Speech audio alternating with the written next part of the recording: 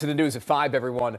I'm Rick Ritter. And I'm Nikki Zizaza. Today, the state formally eliminated more than 500 positions in state government, most of them right here from the voluntary buyout program. The move helps Maryland's struggling budget. But there is a glitch with this. WJZ Investigates has learned the state mistakenly double paid most of those workers, and the state now trying to take that money back. Investigator Mike Halloran live in Federal Hill tonight, breaking down the problem and what happened. Mike, good evening.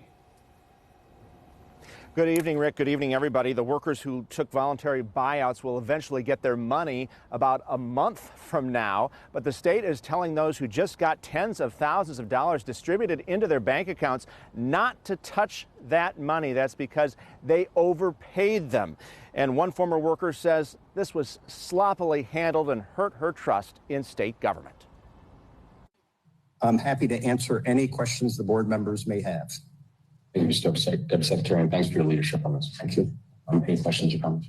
No. Maryland's powerful spending board approved the buyouts of more than 300 state workers without question and without mention of a big glitch. The state paid 293 of those workers double what they were supposed to get. That's $40,000 instead of the agreed upon $20,000 lump sum, plus double the $300 for each year of service. One of those workers who asked to remain anonymous is outraged at how it was handled. Were you left just scratching your head like, I can't believe they messed this up? I was. And how do I know they're going to take the correct amount out? It's sad for our government. It's sad for our state. It's sad for the employees. In an email, the state blames a software error and asks those who received the buyout payments to please retain these funds. The entire amount, correct payment and overpayment you received, will be automatically debited from your account within the next 2 weeks. A new correct payment will be transmitted to you on November 19th. Apologies for the inconvenience this may cause. I'm not giving them permission to go to my account and take out money.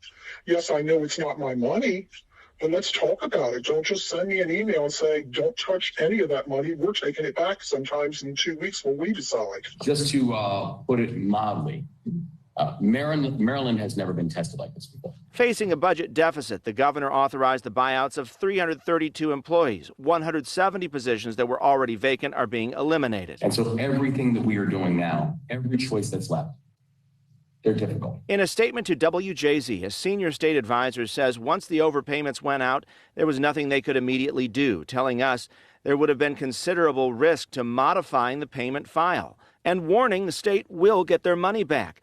If overpayments are not returned in full, the state may pursue recoupment via employee leave balance payouts, standard collection procedures, or, in the worst cases, tax refund intercepts to recover the funds. I mean, I didn't go to you and say, hey, buy me out to fix your deficit. You offered that to me.